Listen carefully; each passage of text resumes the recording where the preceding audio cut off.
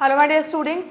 So NCERT exemplar at your finger tips में आज हम लोग एक बहुत ही इंटरेस्टिंग चैप्टर डिस्कस करने जा रहे हैं। आपकी पूरी बायोलॉजी का एक important base, that is cell the unit of life. Okay, cytology का पार्ट है ये, सेल बायोलॉजी का पार्ट है। और इस चैप्टर में जो भी चीज़ें, जो भी टॉपिक्स आप पढ़ते हैं वो आपको थ्रू आउट योर बायोलॉजी, मतलब पूरी बायोलॉजी को समझने में हेल्प करती हैं। तो एक बहुत ही इंपॉर्टेंट चैप्टर है, अच्छे से इसके बेसिक्स क्लियर करिएगा। एंड एग्जाम्पलर के जो क्वेश्चंस हैं वो हम देख लेते हैं क्या क्या पूछा है यहाँ पर। सबसे पहला क्वेश्चन है, a common characteristic feature of plant sieve tube cells and mammalian erythrocytes. Erythrocytes you know ना, आरबीसीज। और आपको पता होगा मैमल्स में आरबीसीज जब मेच्योर होती हैं तो वो ई न्यूक्लिएटेड हो जाती हैं। इसी तरह प्लांट्स में भी सीव ट्यूब सेल्स, जो सीव ट्यूब सेल्स हैं वो अगेन जब मेच्योर होती हैं तो उनमें भी ई न्यूक्लिएट हो जाती हैं वो भी, क्योंकि यहाँ पर जगह बनानी है फूड ट्रांसलोकेशन के लिए और यहाँ पर जगह बनानी है हीमोग्लोबिन के लिए। तो दोनों में कॉमन फीचर क्या है? They both are enucleated cells. Absence of mitochondria, presence of cell wall, presence of haemoglobin या absence of nucleus, this is the correct one. ठीक है नाउ, बट ये ध्यान रखिएगा बच्चों, दोनों ही केस में जब तक ये सेल्स यंग स्टेज में थी तब तक दे आर न्यूक्लिएटेड, जब ये मेच्योर हुई तब इनमें न्यूक्लियस डिसअपेयर हुआ। इसको कहेंगे आप ई न्यूक्लिएटेड कंडीशन। ठीक है, देन नेक्स्ट क्वेश्चन है, select one which is not true for ribosome. Ribosome के लिए इनकरेक्ट स्टेटमेंट बताना है आपको। मैंने आपको कई बार कहा है, जब भी आप क्वेश्चन प्रैक्टिस करेंगे इस तरह के जो कीवर्ड्स होते हैं राइट या रॉन्ग, ट्रू और नॉट ट्रू, इन पर ध्यान देना बहुत जरूरी है। Made of 2 sub units, yes we all know, ribosome 2 sub units के बने होते हैं। Let's revise them. अगर हम प्रोकैरियोट्स की बात करें तो प्रोकैरियोट्स में 70s टाइप के राइबोसोम होते हैं, जिसमें से स्मॉल यूनिट होती है 30s की और लार्ज यूनिट होती है, इसको आप 30 + 40 70 मत कर देना, यहाँ पर लार्जर यूनिट 50s की होती है। ठीक है, जबकि यूकैरियोट्स में जो 80s राइबोसोम्स हैं उनकी स्मॉलर यूनिट होती है 40s टाइप की और जो लार्जर यूनिट है वो होती है 60s टाइप की। ओके, इसे आप बहुत इजीली याद रख सकते हैं कि यहाँ पर 30, 40, 50, 60, 70, 80 इस तरह से होता है, या जैसे भी आपको याद रखना हो। बट आपको इनको मैथमेटिकल नहीं करना कि 40 + 60 को 100 करें या 30 + 50 80 होना चाहिए, ये गलती मत करिएगा। ये इनके सेडिमेंटेशन कोएफिशिएंट है कि जब हम सेंट्रीफ्यूगेशन करा के देखते हैं तो वो किस रेट, किस अकॉर्डिंग सेडिमेंट हो रहे हैं। ठीक है, तो ये ऑप्शन सही है। फॉर्म पॉलीसोम, यस आपको पता है पॉलीसोम, रिमेंबर प्रोकैरियोटिक सेल में, सिर्फ बैक्टीरियल सेल्स में जब एमआरएनए बन जाता है तो उस एमआरएनए को प्रोटीन बनाना है, तो उससे एक राइबोसोम ना जुड़ के 2 या 3 राइबोसोम्स एक साथ जुड़ जाते हैं और प्रोटीन चेन फॉर्म करते हैं, ट्रांसलेशन करते हैं। इस स्ट्रक्चर को आप कहते हैं पॉलीसोम, या it is also called polyribosome. और ये सिर्फ प्रोकैरियोट्स में ही मिलेगा, यूकैरियोट्स में ऐसे स्ट्रक्चर्स नहीं बनते हैं। जेनेटिक्स में इसको और अच्छे से आप लोग पढ़ते हैं। ठीक है, they may attach to mRNA, बिल्कुल राइबोसोम अटैच होते ही हैं एमआरएनए से। तो have no role in protein synthesis, clearly गलत स्टेटमेंट, क्योंकि राइबोसोम तो प्रोटीन फैक्ट्री कहलाते हैं बच्चों, तो ये कहना बिल्कुल गलत है, तो नॉट ट्रू में ये आ जाएगा। ठीक है, चलिए भाई आगे बढ़ते हैं। बहुत सिंपल क्वेश्चन, बट नीट में कई बार पूछे जाते हैं इस तरह के question. Which one of these is not a eukaryote, यानी प्रोकैरियोट कौन है इनमें से। ठीक है, यूग्लिना, गलती से इसको जल्दीबाजी में मत कर देना, यूग्लिना को आप प्रोटिस्टा में पढ़ते हो, बट मैं कई बार बता चुकी हूँ प्रोटिस्टा प्रोकैरियोट नहीं होते। Protista are unicellular eukaryotes, they are unicellular eukaryote. इसी प्रोटिस्टा किंगडम में अमीबा भी आता है। ठीक है, उनके पास एक यूकैरियोटिक होते ही सिंगल सेल है, बट एक यूकैरियोटिक सेल की तरह they have all the parts, all the components. ठीक, दूसरा ऑप्शन है Anabaena. If you remember this is BGA, blue green algae, but ये एल्गी नहीं है, प्लांट्स में नहीं आते बीजीए। बीजीए इनका पुराना नाम है, इनका न्यू नेम है cyanobacteria.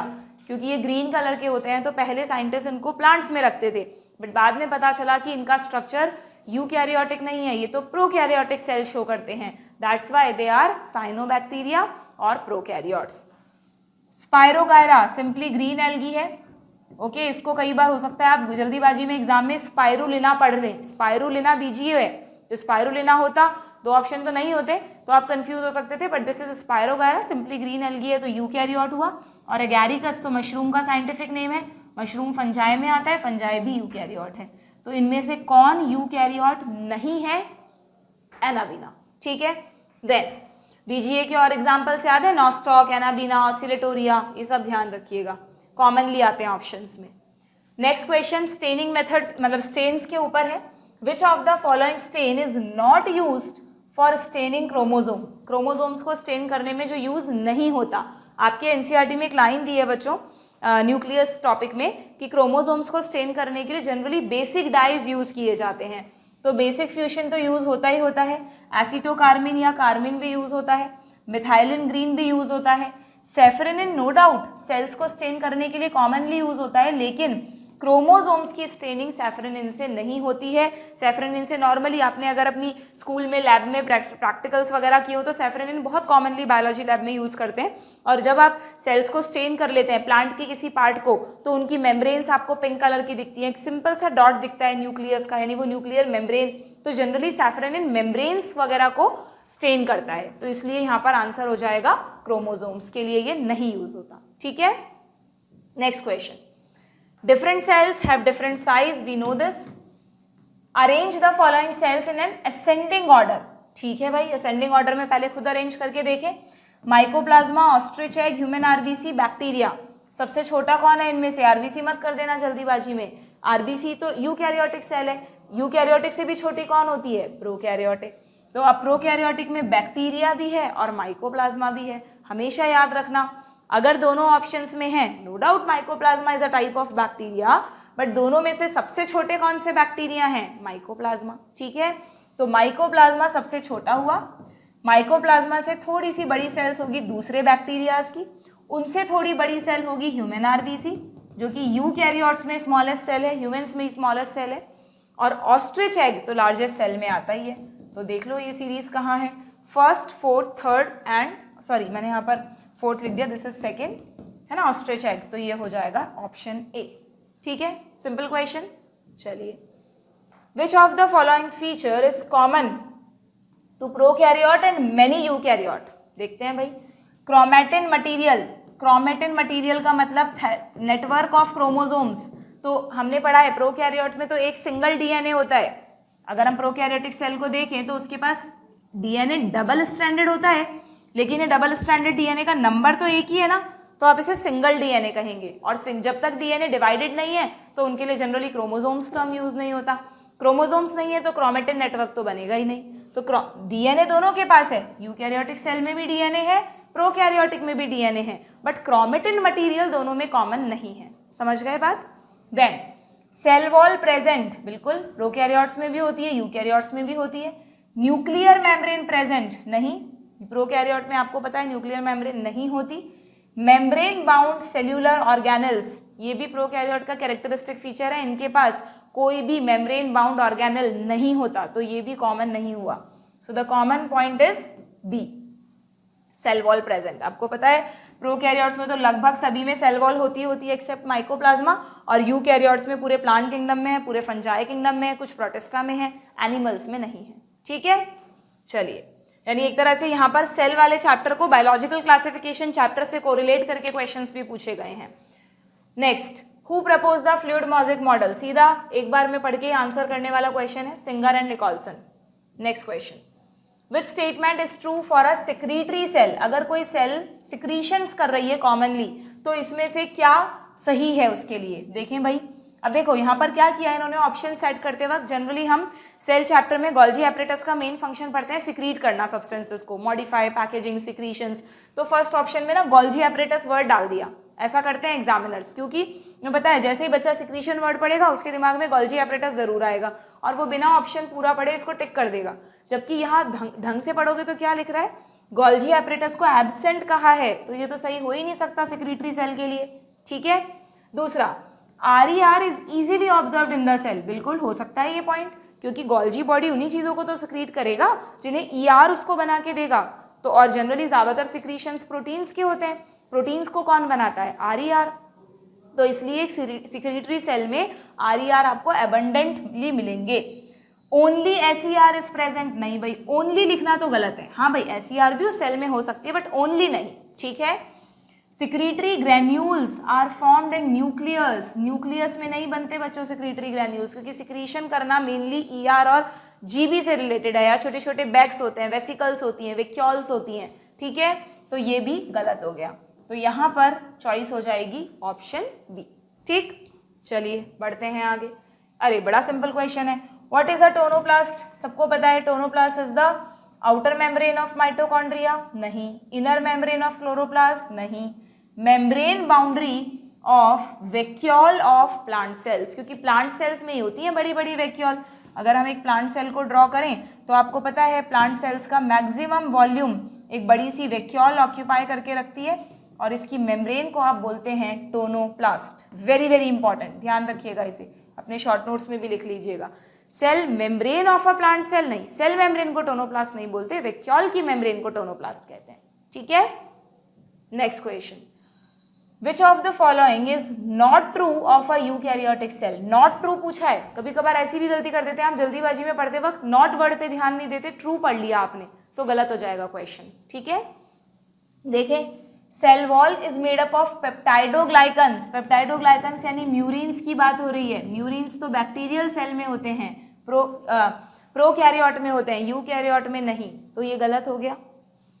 80s type of ribosomes are present in the cytoplasm, बिल्कुल ठीक है, आपको ध्यान है यूकैरियोटिक सेल में, ये मैं न्यूक्लियस बना देती हूँ, एक तो फ्री फॉर्म में होते हैं राइबोसोम, स्कैटर्ड रहते हैं साइटोप्लाज्म में 80s टाइप के, और यूकैरियोटिक सेल में माइटोकॉन्ड्रिया के अंदर भी होते हैं क्या बच्चों राइबोसोम्स? यस, अगर माइटोकॉन्ड्रिया के अंदर होते तो 70s टाइप के होते। अगर ये यूकैरियोटिक सेल एक प्लांट सेल है तो प्लांट सेल में न्यूक्लियस और माइटोकॉन्ड्रिया के अलावा क्लोरोप्लास्ट भी होते हैं। क्लोरोप्लास्ट में कौन से होते हैं? क्लोरोप्लास्ट में भी 70s टाइप के ही राइबोसोम्स होते हैं। ओके, तो यानी यहाँ पर आपसे बोला गया है 80s type of ribosomes are present in the cytoplasm, तो साइटोप्लाज्म में तो 80s टाइप के ही होंगे ना, तो ये स्टेटमेंट बिल्कुल ठीक है। दूसरा option, third option, mitochondria contains circular DNA. Mitochondria में सर्कुलर डीएनए होता है, माइटोकॉन्ड्रिया कंटेन्स सर्कुलर डीएनए, ये भी तो बिल्कुल ठीक है। आपको पता है कि माइटोकॉन्ड्रिया के पास और क्लोरोप्लास्ट के पास भी एक सिंगल डीएनए होता है, लेकिन वो सिंगल डीएनए डबल स्ट्रैंडेड होता है, हमेशा ध्यान रखना, और वो सर्कुलर भी होता है, जस्ट लाइक प्रोकैरियोटिक सेल।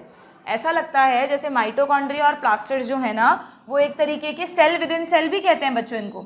ऐसा लगता है प्रोकैरियोटिक सेल को यूकैरियोटिक सेल के अंदर डाल दिया है, क्योंकि जो जो कंपोनेंट्स प्रोकैरियोटिक सेल के पास होते हैं मेनली वो सब इनके पास हैं। देखो, प्रोकैरियोटिक सेल के पास एक डीएनए होता है, इनके पास भी है, 70s राइबोसोम होते हैं, इनके पास भी है, कुछ एंजाइम्स होते हैं, प्रोटीन्स होते हैं, वो भी इनके पास होते हैं। ठीक है, तो ये स्टेटमेंट भी बिल्कुल ठीक है।